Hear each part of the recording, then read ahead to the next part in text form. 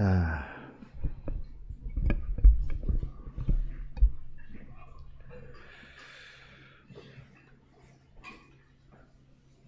자, 오늘 우리 기독교 강요 여러분 자료를 받으셨나요? 오늘 두 자료를 전해드렸어요. 먼저 기독교 강요 그 표 있는 거 한번 보십시다. 기독교 강요 변화와 증보의 역사, 여기만 잠깐 먼저 말씀을 드리고 오늘 본론 내용을 좀 나누도록 하겠습니다. 자, 여러분들에게 그동안 좀 제가 설명을 드리긴 했는데 다시 한번 확인차, 또 중요한 내용이어서 간단하게만 보고 넘어가도록 하겠습니다. 여기 1번 그 기독교 강요 변화와 증보의 역사를 보시면 이렇게 표로서 제시해 두고 있는데요. 이 얘기 뭐냐면 기독교 강요가 1536년 초판에서부터 1559년 최종판까지 23년 동안의 그 시간 속에서 내용들이 계속 업데이트되고 또 증보 출판되었다는 걸 말해주고 있는데, 공식적인 건 5판입니다. 5판으로 구성이 되어졌는데, 이 사이에 어떤 일이 있었냐면 캘빈은 기독교 강요만 작성한 게 아니라고 그랬죠. 이 기간 동안 이제 뭐 성경 주석으로부터 해서 수많은 논문들, 또 성경 연구, 또 그 외에 교회에 필요했던 여러 가지 교육 자료들, 이런 것들을 다 편찬해 냅니다. 그러면서 점점점 더 성숙해지고 또 진리의 내용이 부여해지게 되고, 그러다 보니까 좀 더 많은 내용들을 이렇게 가르치게 되고 또 내용들이 쌓이게 됐던 것인데요. 자, 여기 자 보시면 맨 왼쪽에 초판 1536년 이 초판의 내용을 보면 좀 간단하죠. 6장으로 구성이 되어 있습니다. 요 6장은 사실은 제가 설명드렸는데 그 1529년에 루터가 만든 소요리 문답의 그 내용입니다. 근데 소요리 문답과 다른 것은 루터의 소요리 문답은 문답으로 되어 있어요. 캐테키즘이. 근데 캘빈은 그것을 서술형으로 기록한 것이죠. 그러니까 그럼에도 불구하고 내용은 교리 문답서 형태를 유지하고 있다라고 하는 것이고요. 그야말로 이제 저술 동기는 분명했죠. 성경을 바르게 해석하는 것, 거기에 도움을 주고, 또 그리스도인의 경건을 위해서 반드시 알아야 될 교리 신앙 고백을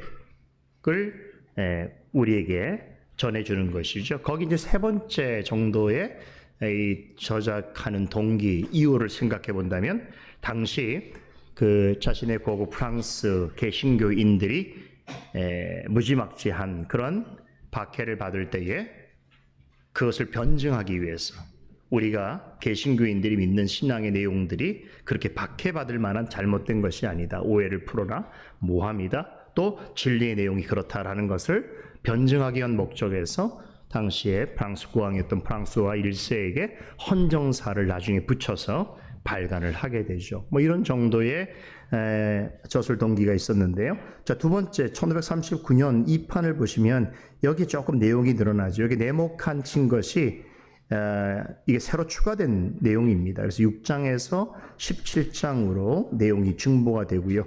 이것은 이제 제네바 교회에서 목회를 하다가 이제 쫓겨나죠.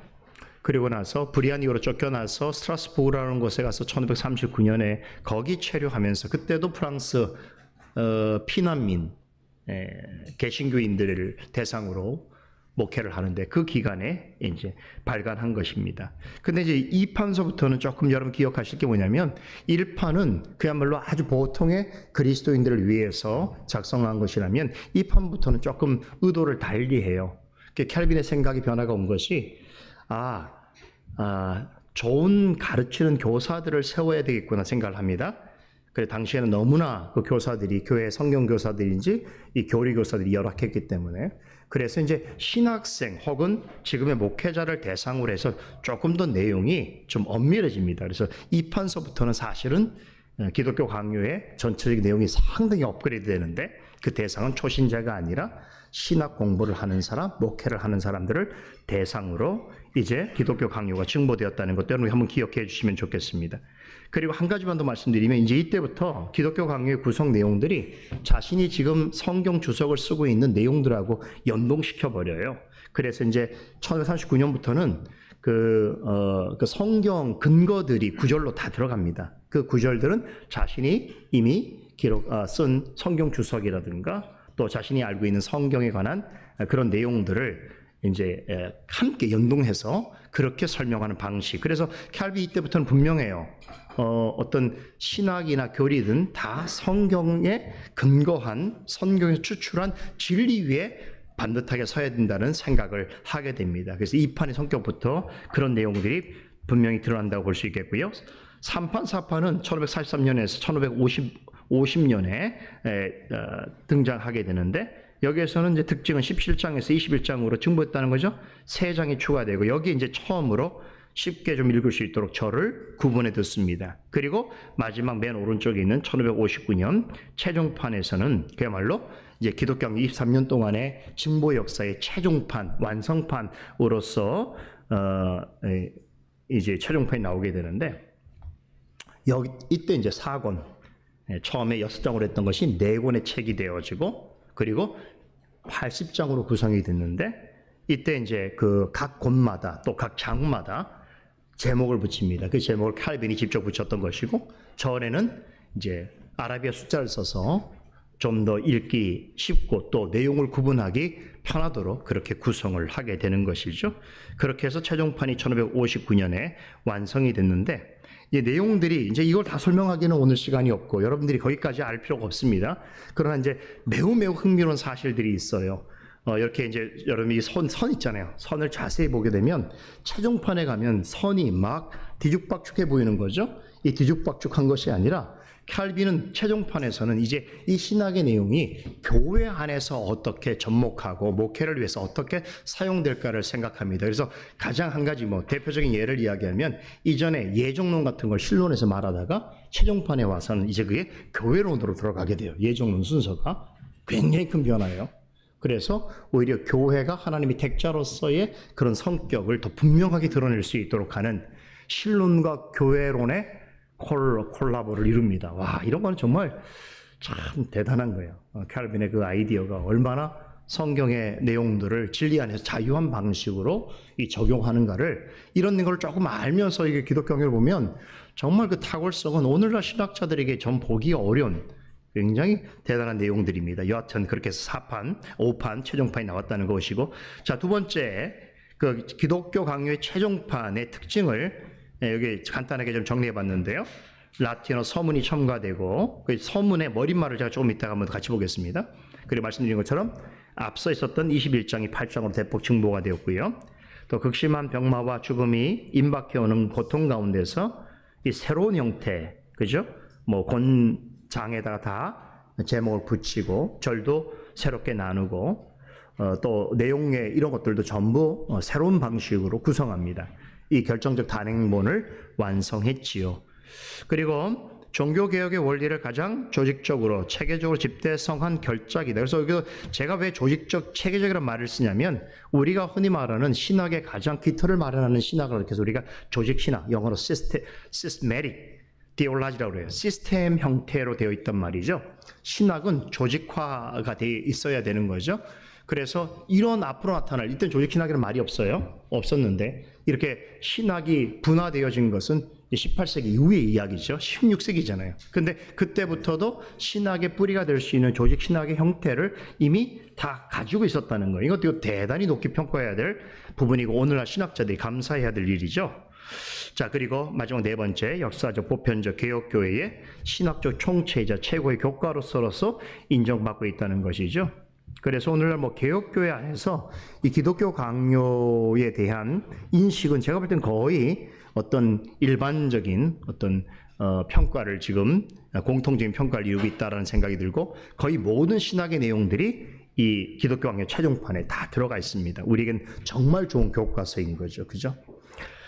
자, 두 번째 최종판 머릿말입니다. 이것은 이제 최종판에만 그 머릿말을 다시 한번 제가 지난 말씀한 것처럼 그 서문은 초판서부터 마지막 판까지 거의 같은 형태로 첨삭, 약간의 첨삭만 하고요. 계속 증보하는데 증보가 아니라 증보하는 기독교 강요에 실었는데 마지막 최종판에는 이제 머릿말을 조금 덧붙이거든요.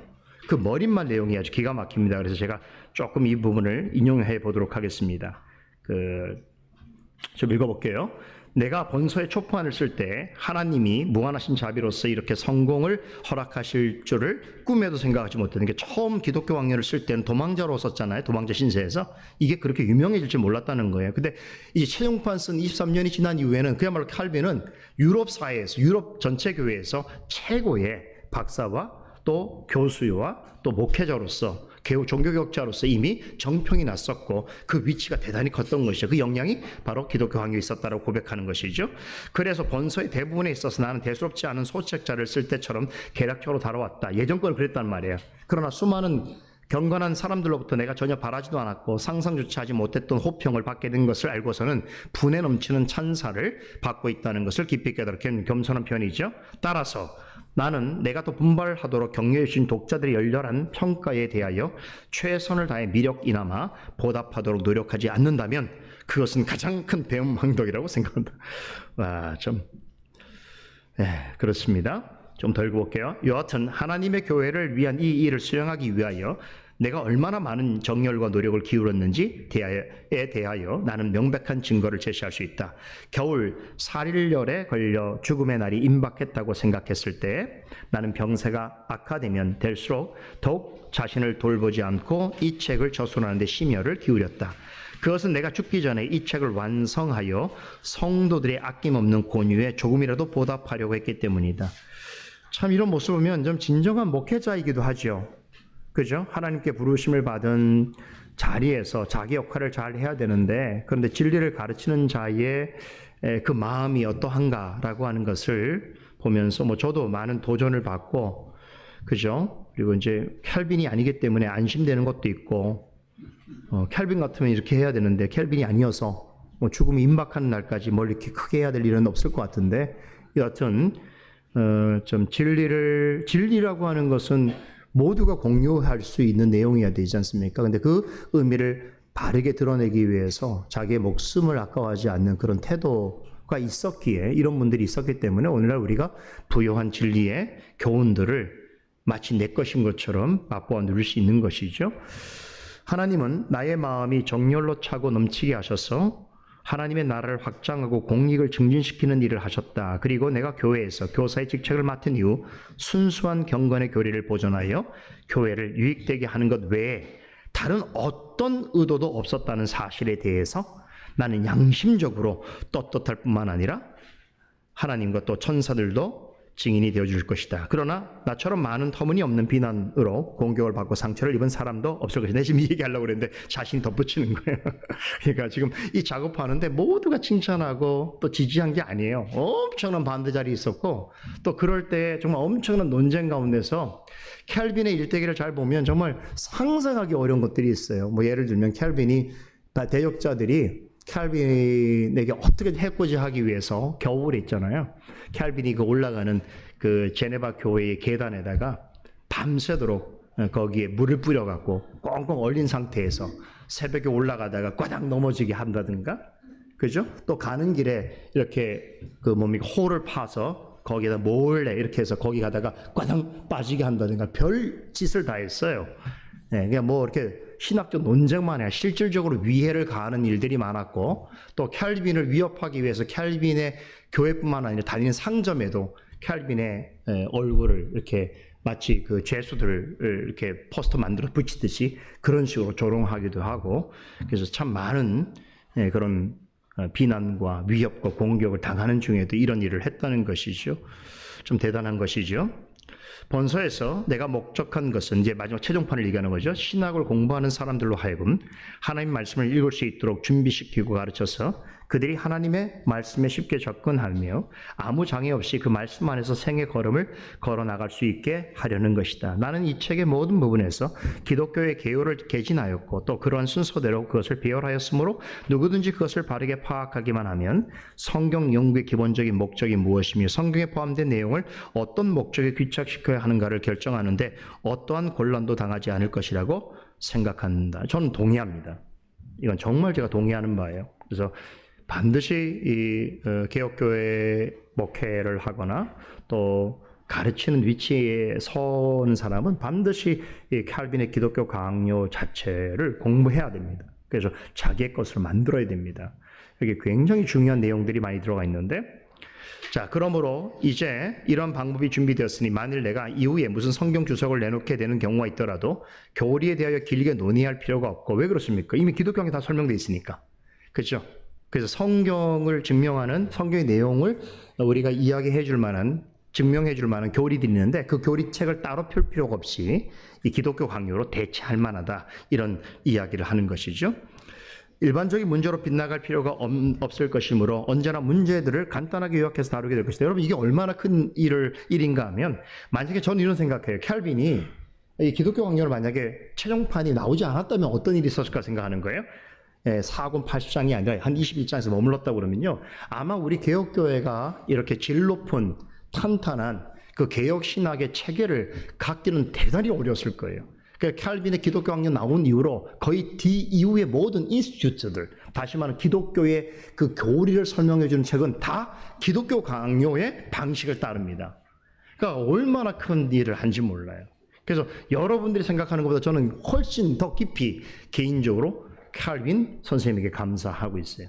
제가 목회할 수 있는 것도 어쩌면 그 칼빈 목사님 같은 분들이 그런 헌신, 그분들의 어깨를 제가 짚고 하는 것이기 때문에 감사한 것이죠. 연구하는 사람은 더 할 수 있습니다.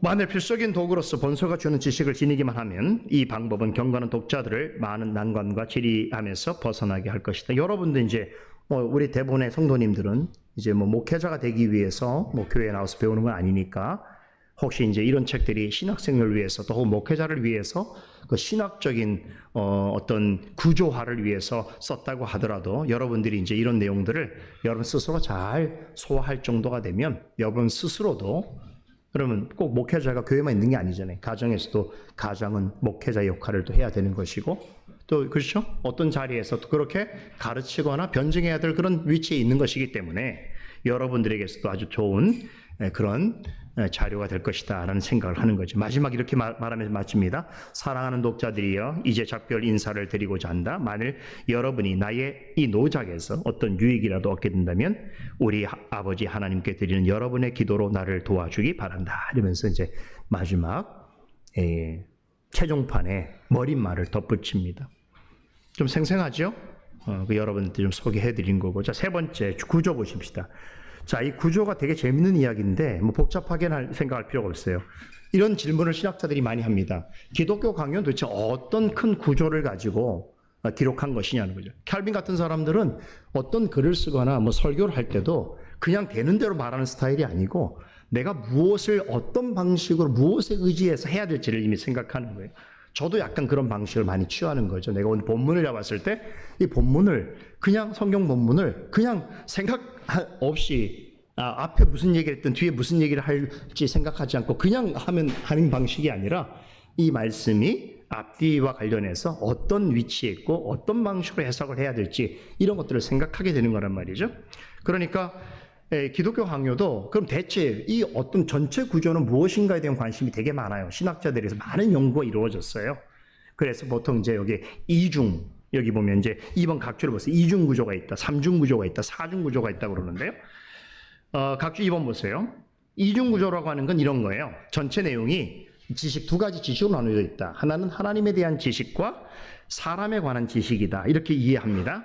그래서 1권, 4권 전체를 얘기할 때 1권은 창조주 하나님과 창조된 인간에 관한 이야기라면 2권과 4권은 구속자 하나님, 다시 말하면 예수 그리스도와 타락한 인간과 구원받은 인간에 관한 이야기다라고 이렇게 간단하게 간결하게 설명하는 분들도 있고요.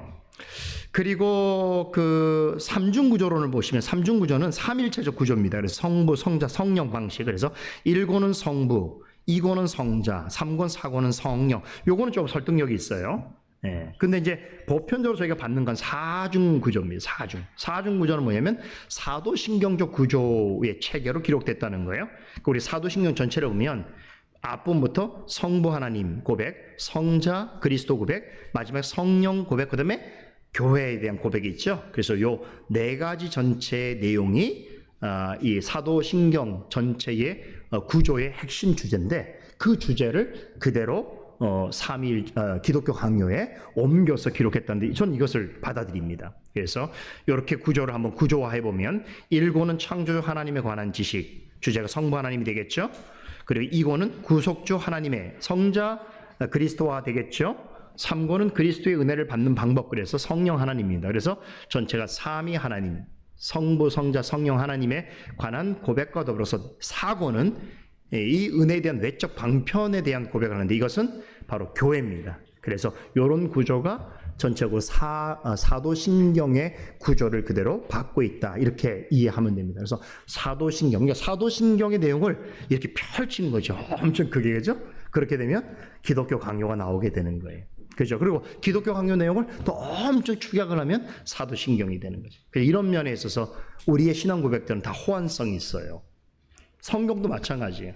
이 구조를 크게 펼치면 성경 전체 이야기가 되고, 성경 전체 이야기를 조금 이렇게 가정 축소를 하면 오늘 본문이 이야기되는 거죠. 그렇죠?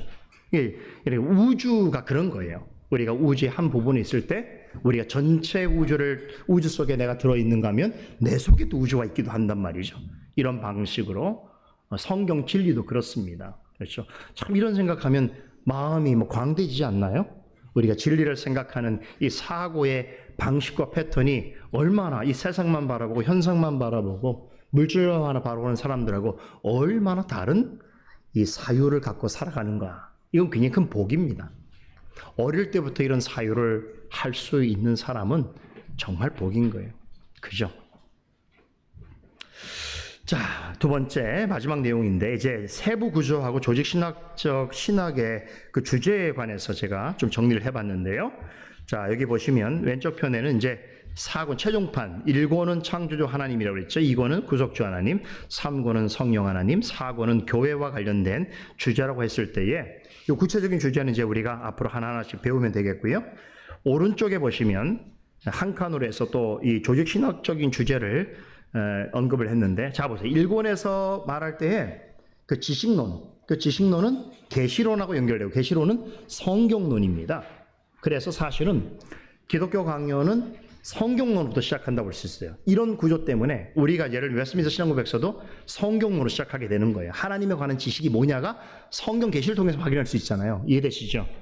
이게 논리적인 구조를 가지고 있어요. 그러니까 글을 그냥 쓰는 게 아니에요.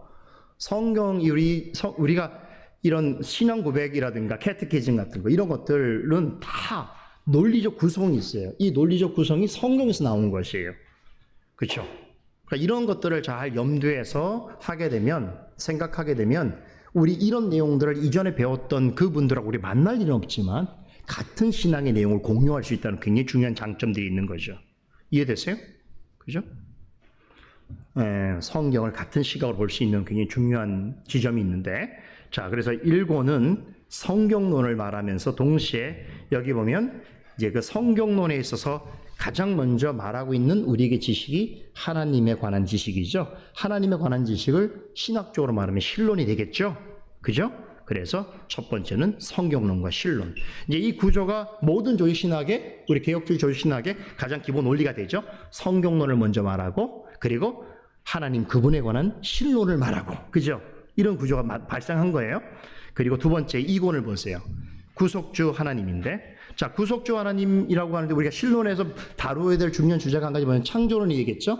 하나님이 세상을 선하게 창조하셨다. 사람은 보다 보시기에 선하게 창조하셨다. 그렇죠. 여기까지가 이제 하나님께서 하신 창조 역사라고 할 때 인간 창조로 종료되죠.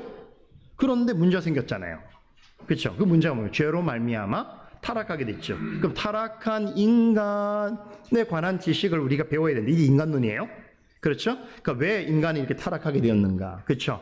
왜 인간은 영원한 형벌을 받을 수밖에 없는가? 이것을 말해주는 게 바로 이 인간론인데, 근데 인간론을만 얘기하고 그 이상을 얘기 안 하면 안 되잖아요. 그런 인간이 다시 어떻게 회복할 수 있느냐? 그렇죠? 이게 이제 그리스도의 요청이겠죠. 그래서 다음은 반드시 기독론이 나오는 거예요. 순서적으로. 그렇죠? 하나님이 나오고 인간이 나온다면 인간이 타락한 인간을 어떻게 구원받을 수 있을까라는 주제는 반드시 그리스도와 연관되기 때문에 기독론이 나오는 거예요. 그렇죠? 그래서 그리스도가 누구이신가를 이 권에서 배우게 되는 거예요. 자, 3권. 그럼 3권을 가면 흥미로운 건 뭐냐면, 그럼 그리스도가 십자가에 못 박혀 죽으시면서 완전한 구속을 이루셨고, 그 구속을 이루신 분이 부활하시고 승천하셨잖아요. 그럼 거기서 그리스도 이야기가 끝나버리나요? 그렇지 않죠. 그리스도가 올라가실 때 성령을 보내주셨고, 그 성령이 우리 교회를 이루게 하셨고, 그렇죠. 이 의미는 다르게 말하면 그리스도가 십자가에서 이루신 구속의 그 크신 은혜가 어떻게 이 땅에 있는 그리스도의 몸으로 있는 교회와 성도들이 유익을 직접 얻을 수 있겠는가. 그 유익을 얻는 방편이 뭐냐면 바로 성령이거든요. 그래서 성령론이 바로 나오는 거예요. 그 3권에 보면 성령 하나님에 대한, 그래서 우리가 그리스도의 그 구속의 은혜, 그리스도 안에서 택함을 받은 하나님의 그 섭리, 그 작정, 예정이 실제 우리의 인생의 삶에서 어떻게 이루어지는가가 바로 구원이고, 그 구원을 이룰 때의 구원의 전 과정이 하나님이 시작하고 하나님이 마치는 방식이지만 그 전 과정 속에 하나의 어떤 체계와 순서가 있다는 거예요. 이 순서는 기계적 순서는 아닙니다만 그럼에도 불구하고 어떤 하나님의 선후 관계가 명확한 일들이 있다는 거죠. 예를 들면 우리가 먼저 구원받기 위해서 하나님이 예정하심이 있어야 되고, 예정하신 우리를 오늘 성령이 내적 부르심이 있어야 되고, 부르신 자를 우리를 의롭다 하셔야 되고, 의롭다 하신 자를 거듭나게 하시고, 뭐 이런 거 있잖아요. 이런 것들을 우리가 구원의 서정이라는데, 거기서 우리 하나님이 얼마나 논리적이신 분인가. 하나님이 세상을, 우리가 창세기 1장에서도 볼 때 하나님 세상 만드실 때도 되는 대로 만들지 않으셨어요? 그죠? 하나님이 갖고 있는 권능은 하나님이 가지고 있는 질서를 표현한 방식으로 우리에게 소개해 주시는 거예요. 그래서 이렇게 우리 구원도 그냥 막 대충 이루어지는 게 아니라 하나님의 영원한 작정으로부터 우리의 삶 속에서 어떤 방식들을 통해서 부요하고 입체적으로 다양한 구원의 방식과 서정을 통해 이루어지는가를 설명하는 게 바로 성령론인데, 그래서 성령론은 반드시 구원론하고 연결되는 거죠. 그렇죠? 근데 흥미로운 건 뭐냐면 구원론의 마지막 내용에 종말론이 들어갑니다. 종말론. 네, 종말론. 이 순서는 좀 달라요. 그 종말에 관한 이야기는 많지는 않아요. 최후 부활 25장 하나 나오는데 많지는 않고, 하여간 종말론이 들어갔고요. 그다음 4권 보세요. 4권이 이제 교회론이에요. 이 교회론이 이 기독교의 결론이라고 볼 수 있는데, 이 교회론은 이제 우리가 교회가 뭐냐 이것을 배우는 거예요. 와, 기가 막히죠. 교회가 뭐냐, 그리고 교회 주신 선물이 뭐냐, 은사가 뭐냐, 이런 것들 다 설명하고요. 특별히 교회 그리스도께서 제정하신 성례, 그렇죠? 세례와 성찬이 무엇인가, 이건 너무너무 중요한 내용이어서 교회론에 아주, 왜 이런 거 없어요? 교회인데 뭐 부흥, 외적 부흥, 뭐 사람 모으는 거 프로그램 이런 거 없어요. 기독교 학교는 그런 거 없어요. 그래서 사실 기독교 학교는 사실은 본질, 우리 신앙의 본질을 끊임없이 말해요. 제가 오늘 오전에 우리 집사람하고 교회 오면서도 그런 얘기를 좀 했는데, 제가 이제 요즘 겪는 일 중에 안타깝게 생각하는 게 있어서, 왜냐하면 우리 목사님들 또 같이 이렇게 신학을 하신 분들이 조금 더 좀 행동이나 생각이 조금 더 뭐라고 신중하면 좋겠다, 아무렇게 말하거나 아무렇게 뭔가를 하면 안 되겠다고 생각하는 게 있단 말이에요. 그 중요한 가지가 뭐냐면, 우리는 사실은 여러분도 마찬가지지만 목회자는 늘 성경을 대한다는 것은 어떤 면에서는 본질로 돌아가는 일을 하는 사람이에요. 항상 시작과 기원에 관해서 묻고 그리고 가르쳐야 될 일을 하는 거란 말이에요. 그러니까 사실은 지금 일어나는 많은 현상들도 사실 우리가 이해해야 되지만, 그러나 더 근본적으로는 그 본질로 돌아가는 일에 대하여 놓치면 안 돼요. 근데 그걸 하려고 하면 어떻게 해요? 연구하고 공부해야 되는 일이 굉장히 필요한 거예요. 계속 끊임없이 물어야 되잖아요. 그죠? 그런데 그런 일들이 몸에 배어지지 않고 또 그런 일이 일상화되지 않으면 사실은 이제 생각의 깊이뿐만 아니라 생각하는 능력이 바닥이 나버리죠. 그럼 뭐가 되는 거예요? 그냥 먹고 놀고 즐기고 하는 현상 육체적인 일에 많은 시간을 소비하게 되는 거죠. 그래서 사실은 기독교 강연을 보면, 기독교 강연은 늘 우리에게 그 본질로 돌아가도록 하는 아주 중요한 방향성을 제시해주고 있다는 사실을 생각하게 되는 거고, 그 신학적, 우리 조직신학적 내용과 관련해서 본다면 사권의 교회에서 당연히 교회론이죠. 그리고 중요한 성례론에 대해서 강조하면서 흥미로운 건 교회론의 마지막 내용이 국가론이에요. 국가론 되게 중요해요.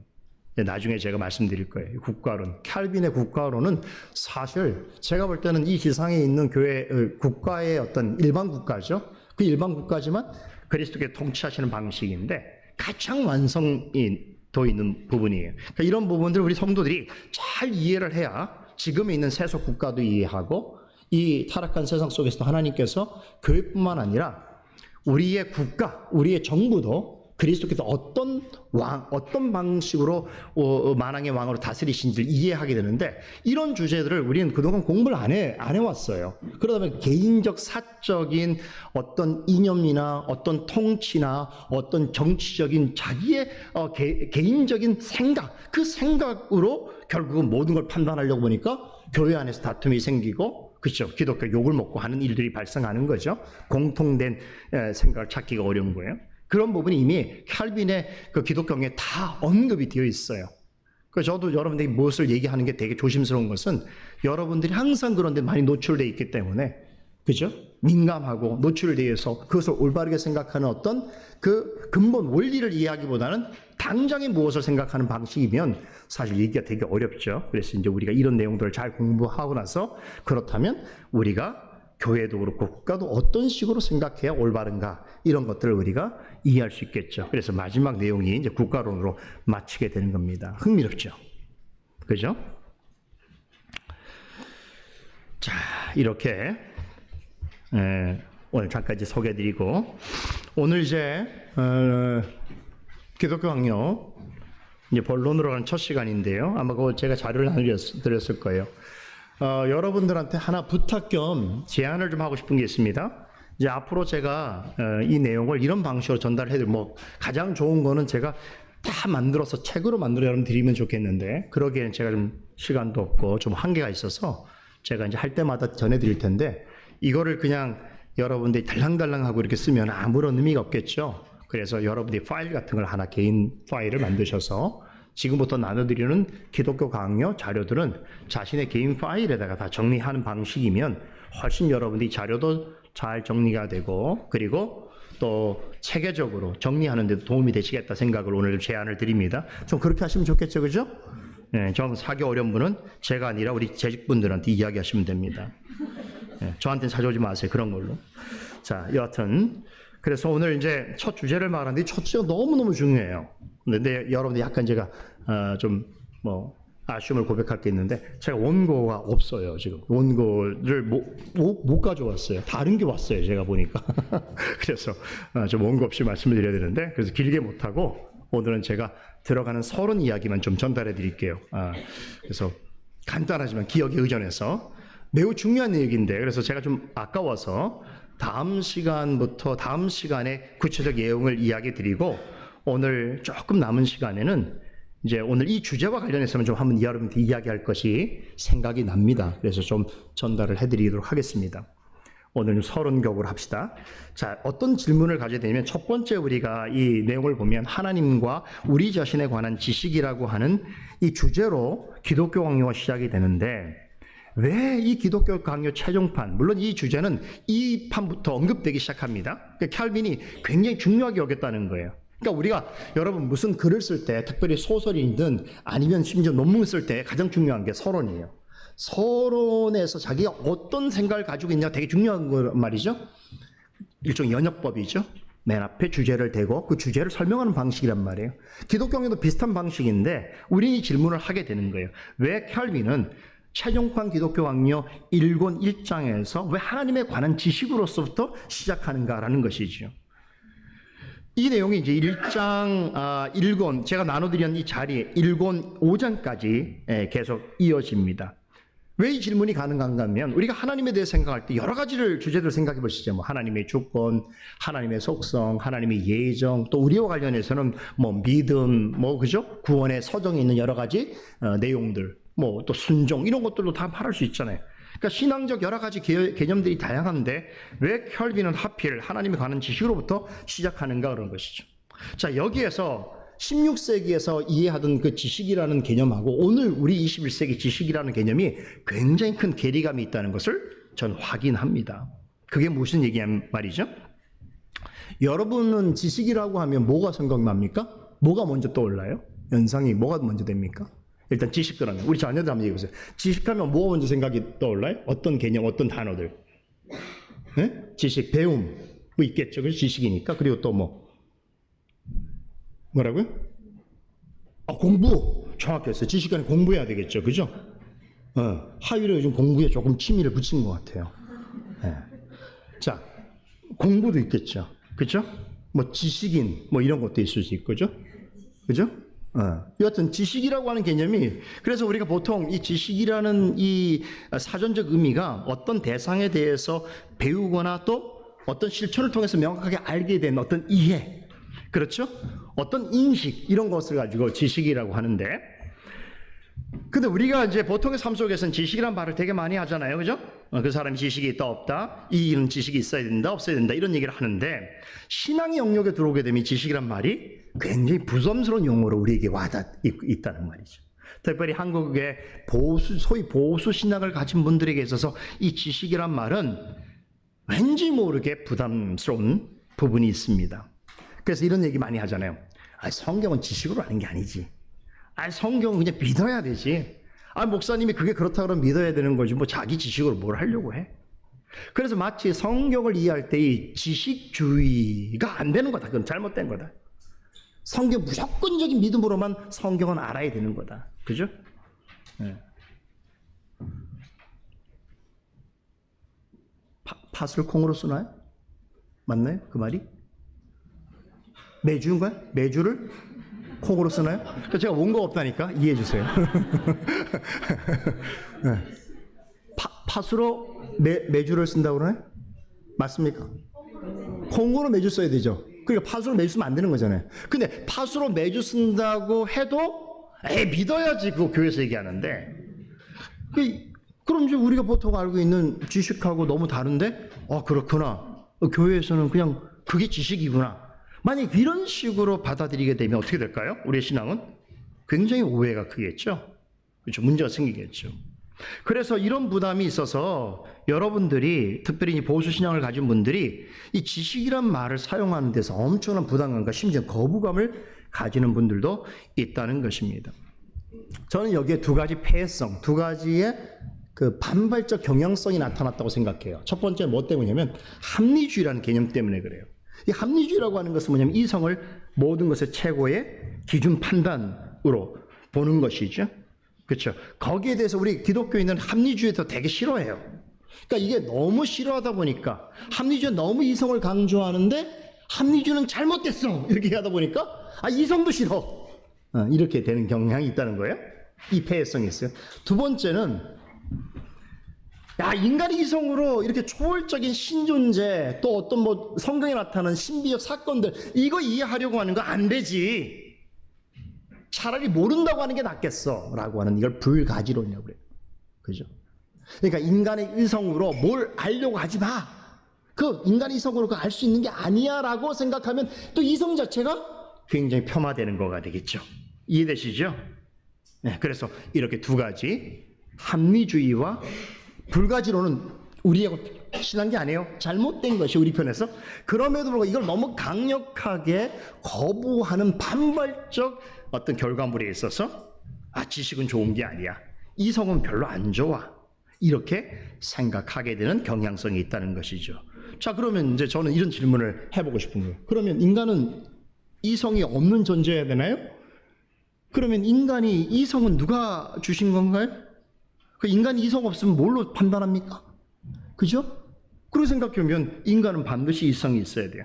하나님께서 인간을 창조하실 때 다른 피조물들하고 어떤 차이를 주셨는데, 특별히 동물들하고 가장 큰 차이는 뭐냐면, 인간은 하나님 존재뿐만 아니라 하나님 지으신 모든 피조계 전체에 대하여서 하나님의 뜻으로서 인식하고 판단할 수 있는 인식적 능력을 주셨는데, 그걸 바로 이성이라고 말할 수 있는 것이죠.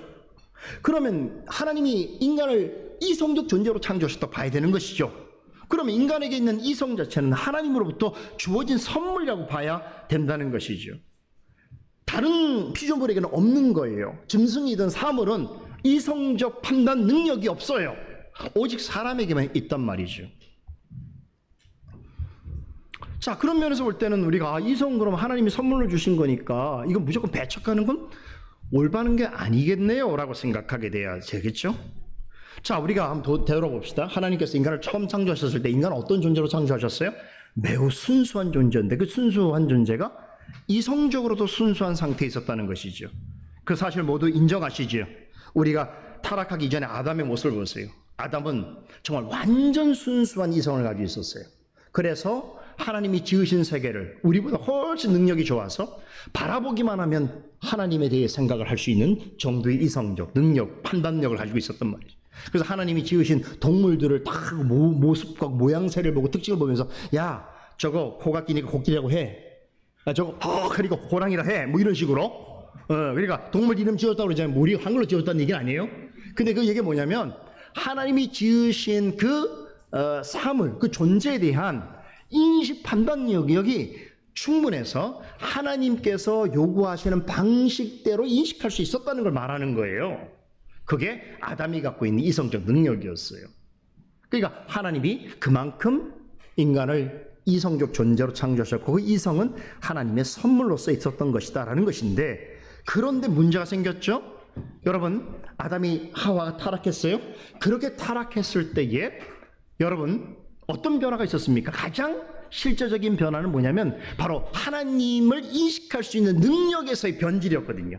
그러니까 타락했다고 해서 뭐 사람의 몸이 이상해지거나 분해되어지거나 사람이 동물이 된 방식이 아니라 사람은 그대로예요. 모습은 그대로였단 말이에요. 그렇죠? 뭐 좀 차이가 있다고 한다면, 외적인 차이라고 한다면 뭐 벗은 걸 알게 됐다는 정도? 이런 정도잖아요. 근데 진짜 큰 문제는 뭐였어요? 이성은 있는데 그 이성이 하나님의 뜻으로 제대로 작동할 수 없게 된 이성을 가지고 있었다는 게 문제인 것이죠. 여러분, 근데 잘 생각해 보세요. 이 이성이 뭐와 닮았냐면, 자, 뱀의 제안을 받았을 때, 유혹을 받았을 때 하와와 아담은 이미 하나님을 인식하는 능력에 있어서 오류가 생겼어요. 다시 말하면 뱀이 하와를 유혹할 때에 그 하와가 뱀에게 대응한 내용의 방식을 보면 어떻습니까? 아담과 하나님께서 맺으신 언약의 내용은 일부를 알고 있지만 일부는 자기 해석가에서 자기 편에 주도적으로 지금 적용하고 있다는 걸 우리는 이해할 수 있잖아요. 이미 행위를, 선악과를 먹기 이전에 하와의 인식 능력에 부조가 생겼다는 것을 성경이 말하고 있단 말이에요. 이해되시죠? 이건 뭘 얘기하는 겁니까? 인간의 타락은 결정적으로 인간 이성, 하나님의 순수한 이성의 능력으로 창조한 그 인간의 이성에 엄청난 변질과 부조리가 발생했다라고 하는 것을 성경이 가르쳐주고 있죠. 그런데 이러한 타락한 이성을 우리가 어디서 보게 되면 바로 합리주의에서 보게 된단 말이죠. 합리주의에서 말하는 이성은 뭐냐면 어떤 이성이에요? 내가 주인이 되는 거죠. 내가 가지고 있는 이성적 판단으로 모든 걸 다 판단할 수 있다고 믿는 것이지요. 그래서 가장 싫어하는 게 뭐냐면 합리주의에서는 절대적 존재, 인간의 이성으로 검증하거나 파악할 수 없는 대상들은 다 제거해버리잖아요. 우리의 대상이 아닌 거죠. 그랬을 때 합리주의에서 가장 공격할 수밖에 없는 대상은 뭐냐면 절대자죠. 절대신앙이죠. 하나님의 뜻과 계시죠. 그러니까 이런 것과 상관없이 오직 인간의 이성으로 자율적이고 독립적인 존재를 추구하는 것이 바로 이성주의인데, 합리주의인데, 이 합리주의의 생각은 결국 누구와 맞닿아 있어요? 타락한 아담과 하와가 거의 맞닿아 있잖아요. 타락한 아담과 하와가 왜 타락을 하게 되었는지의 경위를 살펴보면 결국 뭡니까? 내가 창조주 같은 존재가 되기 위해서, 그리고 창조주처럼 나도 스스로 있고 스스로 독립적이고 스스로 내가 모든 걸 판단할 수 있는 그런 존재가 되기 위함이라고 봤을 때에 타락한 아담과 하와의 이성은 합리주의에서 그토록 찬양하는 이성과 맞닿아 있다, 이렇게 볼 수 있다는 것이죠. 그래서 합리주의에서 뭐라고 말합니까? 우리처럼 신앙인들 되게 싫어해. 종교, 신앙, 믿음이라는 것을 이야기하는 거 되게 싫어해. 그것은 뭐냐면 초자연적 영역, 사적이고 개인적 영역으로 밀쳐버리고 공공의 영역에서 말하려고 하는 어떤 합리성, 이런 것들은 뭡니까? 누구든지 보편 타당하게 여길 수 있는 이성의 인식으로만 확인되고 경험되고 판단될 수 있는 것만 그들은 진리라고 생각을 하게 되는 것이지요. 그래서 사람에게 있어서도 어떤 이야기를 합니까? 인간은 절대자로부터 스스로 벗어나서, 다시 말하면 존재하지도 않을 인간의 이성으로 검증할 수 없는 신적 존재로부터 독립하여서 자기 스스로가 생각하고 판단하고 결정할 수 있는 존재가 합리적 존재라고 그들은 말하게 되는 것이죠. 그래서 이 정신을 가장 역사 속에서 잘 밝혀준 이가 바로 그 유명한 데카르트입니다. 데카르트가 여러분 그런 얘기 있죠. 나는 생각한다, 고로 존재한다. 코기토죠. 코기토 에르그숨 이랬죠. 코기토 에르그숨 아주 유명한 말이죠. 나는 생각한다, 고로 존재한다라고 하는 말을 남긴 대표적인 철학자입니다. 이 데카르트가 그러니까 인간일 수 있는 가장 중요한 이유는 인간은 누구로부터도 제한되지 않고 스스로 무언가를 생각해서 무엇인가를 스스로 판단하고 행동할 수까지 이룰 수 있는 자율적 존재라고 하는 측면을 강조했던 것이죠. 그래서 더 말하기는 인간은 스스로 생각할 수 있는 존재이기 때문에 이것이 인간이 지닌 합리성이고 이성적 추론의 능력이므로 인간이야말로 만물의 영장이다, 이런 얘기를 했어요. 그러니까 만물의 영장이란 말이 바로 여기서 나오는 거죠. 다른 피조물보다 인간이 최고인 이유는 인간은 스스로 생각할 수 있는 존재라고 하는 것이죠. 자, 이 말 속에 숨어있는 의미가 있겠죠. 인간은 스스로 사고할 수 있는 독립적인 존재라는 것이죠. 그렇기 때문에 우리의 이성으로 판단될 수 없는 초자연적인 신이나 현상이나 그런 경험에 대해서 의지하지 말고, 쉽게 말하면 종교나 신앙에 의지하지 말라는 거죠. 그런 사람은 나약한 존재요, 이성적 존재가 아니라는 거예요. 그 종교인들을 비이성적 존재 생각합니다. 이성적인 사고를 통해서 스스로가 자신에 대하여, 만물에 대해서 주인이 되어야 한다는 것이죠. 오늘날도 이런 태도를 합리적이다 혹은 이성적이다라고 그렇게 평가합니다. 그러나 말씀드린 대로 이러한 태도는 아담과 하와가 뱀의 유혹을 받고 시험에 넘어지게 된 그 원리와 아주 똑같습니다. 이해되시죠? 결국 아담과 하와가 넘어지게 된 것은 스스로 자신이 하나님을 거부하고 자신이 하나님과 같은 존재가 되기 원하는 거죠. 그러니까 하나님이 없다는 건 아니지만 하나님 내 삶에 간섭하지 마세요. 이제 내가 스스로 알아서 할게요. 여기에 인간의 자율성과 독립성이 나오게 된 것이죠. 그 인간이 자유한 존재가 좋은 말처분인 적이죠. 오토놈이라고 그러죠. 오토놈이라고 하는 말 자체는 뭐냐면 오토는 자율로 스스로, 놈이라고 하는 말 노머스라고 하는 헬라어에서 나왔어요. 율법, 규례, 규범이죠. 인간이 스스로 규범을 정할 수 있는 게 합리적 존재라는 거예요.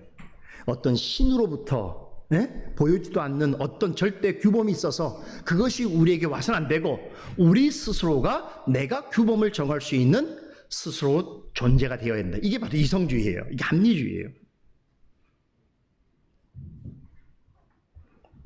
이런 면에서 인간이 이성도 타락했다라고 볼 수 있는 것이죠. 그래서 사도 바울 로마서 1장에 보면 무슨 얘기를 합니까? 인간이 타락이 갖고 있는 가장 심각한 그 결과를 뭐라고 이야기합니까? 우리 로마서 한번 찾아볼까요? 로마서 이렇게 표현합니다. 사도 바울은 로마서 1장 21절, 22절 한번 읽어보십시다. 여러분 잘 아는 말씀인데 같이 읽어봅니다. 하나님을 알되 하나님으로 영화롭게도 아니하며 감사치도 아니하고 오히려 그 생각이 험악하여지며 미련한 마음이 어두워졌나니 스스로 지혜에 있다 하나 오준하게 되었다고 그러죠. 그러니까 사도 바울이 이야기하는 내용이 뭡니까? 원래 순수한 이성적 존재로 창조된 인간이 죄로 말미암아 부패하게 되었을 때의 그 인식적 변화에 결과가 뭘로 나타났냐면 하나님을 알려고 하는 이성적 활동은 계속 남아있어요. 인간이기 때문에. 그런데 문제는 뭐냐면 그 하나님이 아닌 거죠. 아무리 인간이 노력해서 인간의 합리성을 가지고 도출한 어떤 신적 존재를 생각하더라도 그 신은 더 이상 창조주 하나님일 수가 없는 거죠. 그러니까 여전히 아무리 이성을 강조해도 인간이 갖고 있는 본성적인 종교성, 이건 칼빈이 나중에 말합니다. 인간의 종교가 가능한 이유는 뭐냐면, 인간이 종교적인 그런 존재일 수밖에 없는 건 뭐냐면, 하나님이 처음 만들 때부터 하나님을 사모하는 마음, 하나님이 생각하는 마음을 양심처럼 심어주었다는 거예요. 이걸 다른 말로 종교의 씨앗이. 모든 인간에겐 종교의 씨앗을 심겨놨기 때문에 인간 스스로만의 존재로서 생각하지 않고 뭔가의 절대자와 초월자를 찾는 그러한 것들을 하나님께서 남겨두셨다. 그게 없으면 어떻게 되는 거예요? 그러면 완전히 사람이 아니게 되는 거죠. 물질이 되거나 동물 같은 인간이 되겠죠. 그래서 인류의 모든 역사를 보게 되면 그 근원적으로 뭘로부터 출발합니까? 문명이 종교로부터 출발합니다. 모든 게 다 종교로부터 출발합니다. 신앙으로부터 출발하는 거예요. 그런데 그 신앙과 종교가 창조주 하나님에 관한 지식이 아니었다는 거죠. 이 말은 인간의 타락은 결국 하나님을 아는 데 있어서의 치명적인 문제가 발생했다는 것이죠. 이런 부패한 이성으로는 하나님을 알려고 하더라도 알 수 없게 되었다는 것이, 오히려 하나님을 거부하고 멸시하고 하나님을 경홀히 여길 수밖에 없는 것이었죠. 그렇게 하나님 없이 무언가를 생각하고 판단하고 행동하려고 하는 것, 이것이 타락한 이성인데 합리주의에서는 이것을 합리주의적 이성으로 생각하는 거예요. 야, 이거 얼마나 거리가 먼 거예요. 자, 칼빈이 기독교학의 처음에서 말하는 이 지식은 이성과 관련된 이야기인데, 칼빈이 강조하려고 하는 이성은 이런 이성이 아니라는 거예요. 즉 어떤 이성이냐? 하나님께서 우리에게 주신 그 생각대로 생각하고 하나님의 말씀대로 행동하는 이성이죠. 야, 이게 무슨 이성이에요? 타락한 이성 아니네요? 그래서 개혁주의자들이 이성을 여기다가 새로운 닉네임을 붙였어요. 이성은 이성인데 타락한 이성처럼 하나님을 거부하고 하나님을 멀리하는 이성이 아니라 하나님의 방식대로 생각하고 하나님의 생각대로 살아가려고 하는 이성이 있다는 거예요. 그게 바로 중생된 이성이라는 별명 붙였어요. 그러니까 여러분, 우리가 하나님에 대해서 지식을 갖는다, 하나님이 누구이신가를 안다 할 때는 하나님을 아는 도구가 필요해요. 그 도구가 이성이에요. 근데 이성이 죄 때문에 오염되고 타락했어요. 그래서 그 이성을 이 이성의 방식으로 하나님을 생각하면 창조주 하나님이 아닌 인간이 가공한 혹시 잘못된 신이 나와버리는 거죠. 그렇죠. 이 인간의 타락한 결과물이란 말이에요. 그런데 칼빈이 지금 기독교 강요에서 그럼에도 불구하고 우리가 하나님에 관한 지식을 얻을 수 있다고 하는 말은 뭘 얘기하는 거면, 전제가 하나님의 생각의 방식대로 생각할 수 있는 이성이 우리에게 남아있다는 거예요. 그게 어떻게 남아있겠어요? 이미 우리가 죄에 오염되고 타락했는데. 그래서 우리 이성도 거듭나는 거예요. 우리가 그리스도 안에서 거듭날 때 가장 큰 거듭남이 뭐냐면 하나님을 아는 지식에 있어서의 변화가 발생했다는 거예요. 원래는 하나님을 알되 하나님으로 알지 아니하는 자리에 있었는데 그리스도 안에 성령으로 말미암아 거듭날 때에 하나님을 하나님으로 알게 되어지는 변화가 우리 가운데 생겼다는 거예요. 바로 이것을 가리켜서 중생된 이성이라고 말할 수 있다는 것이죠. 이런 중생된 이성을 가지고 드디어 하나님에 대해서 우리가 올바로 생각할 수 있다는 거예요. 자, 근데 여기까지만 말씀드릴게요. 근데 우리가 왜 그럼 하나님에 대해서 이렇게 알아야 되는가라고 했을 때 중요한 건 뭐냐면, 그 하나님에 대해서 우리가 중생된 이성을 가지고 올바르게 판단하고 생각하지 못한다면 결국은 내가 누구인 줄 알 수 없기 때문인 거지. 우리 자신에 대해서 정확하게 알아야 되는데, 우리 자신에 대해서 정확하게 알기 위해서는 반드시 뭐가 전제되냐면, 내가 내 자신에 대해서 올바르고 객관적으로 판단할 수 있는 이성적 인식이 있어야 되는데, 그것이 죄로 말미암아 오염되고 부패했다고 한다면 내가 나를 생각하는 것도 올바르게 나를 생각할 수 있는 것이 아니기 때문에 먼저 우리가 생각할 수 있는 건 뭐냐면 하나님을 올바르게 이해할 수만 있다면, 그런 지식을 가지고 있다면 그 하나님으로 인하여 창조되어지고 하나님을 멀리한 부패한 인간에 대해서 우리가 올바른 이해를 하게 될 것이며, 그러므로 지금 서 있는, 하나님 앞에 서 있는 내 자신에 대한 올바른 이해를 가질 수 있다라고 하는 것이 칼빈의 의도예요. 야, 근데 조금만 더 얘기할게요. 그럼 중생한 이성이라면, 우리의 이성이 중성했다면, 그럼 우리의 이성은 항상 올바른 건가요? 다시 말하면 내가 거듭난 사람이기 때문에 거듭난 사람으로서 이성적 활동을 하면 다 진리인가요? 아니라는 거예요. 우리 개인을 생각해 봤어요. 내가 다 거듭났잖아요, 그리스도 안에서. 근데 거듭났다고 해서 항상 하나님께서 원하시는 완전한 일들을 생각하고 완전하게 살아갑니까? 아니라는 거예요. 중생에도 우리는 여전히 죄에 시달리고 죄에 넘어지고 시험에 빠지고 할 수 있단 말이에요. 그러니까 중생한 이성이 우리에게 매우 중요하지만, 이 중생한 이성이 온전하게 하나님의 진리를 바르게 이해하고 바르게 인도함을 받기 위해서는 반드시 우리 중생한 이성이라도 항상 올바르고 항상 확실한 진리에 매여 있어야 한단 말이에요. 그럼 우리 중생한 이성을 항상 올바르게 붙들어 매고 항상 옳은 길로 인도하는 그 절대적인 객관적인 게 뭐야? 그게 하나님의 계시, 곧 성경, 하나님의 말씀이라는 거예요. 그래서 이 지식이 결국 하나님 말씀하고 연결되는 거예요. 만약에 우리의 중생한 이성이라 할지라도 우리가 하나님의 말씀에 의해서 규정을 받거나 하나님 말씀에서 인도함을 받지 않는다면 우리의 중생한 이성을 이유로 어떻게 한다는 거야? 곱비 풀린 망아지처럼 할 수 있다는 거예요.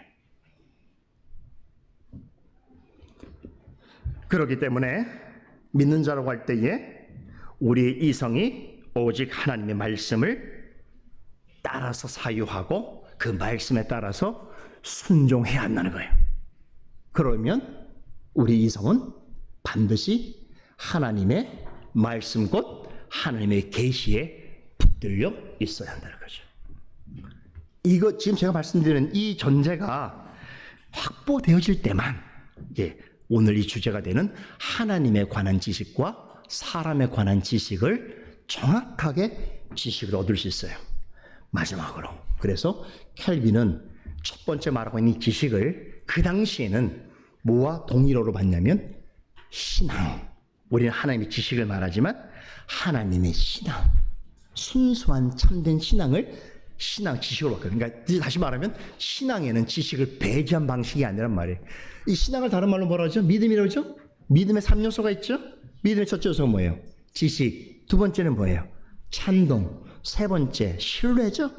그러니까 이 믿음이라는 것 안에 이미 하나님에 관한 올바른 이해뿐만 아니라 그 올바른 이해 속에서 그것이 진리라는 것에 대한 인정과 더불어서 그 진리로 살아가는 실제적인 삶의 행동까지 나아가는 그 요소가 함께 있을 때만이 참된 믿음이라는 거예요. 그래서 당시에는 이 지금 말한 하나님의 지식, 사람에 관한 지식을 다른 말로 하나님에 관한 참된 신앙이라고 표현했었어요. 그죠? 이제 우리가 이 내용을 하나하나 살펴보게 될 겁니다. 어때요? 한번 살펴볼까요? 오늘은 여기까지 하겠습니다. 기도하겠습니다. 하나님 감사합니다. 주일에 우리에게 주시는 귀한 말씀과 또 교훈들, 또 반드시 잘 알고 깨달아야 할 그런 교훈들을 우리가 생각하게 될 때에 또 이 날을 소중히 여길 수 있도록 도와주시고 늘 바른 것을 바르게 배우고 확신한 일에 올바르게 거함으로 하나님께서 기뻐하시는 교회와 성도들로 장성할 수 있도록 인도하여 주시옵소서. 이제 기독교 황요를 통해서 우리에게 가르쳐줄 귀한 내용들을 사모하는 마음으로 듣고 배우고자 원합니다. 우리에게 지혜와 명철과 인내를 허락하여 주시옵소서. 예수님의 이름으로 기도드리옵나이다.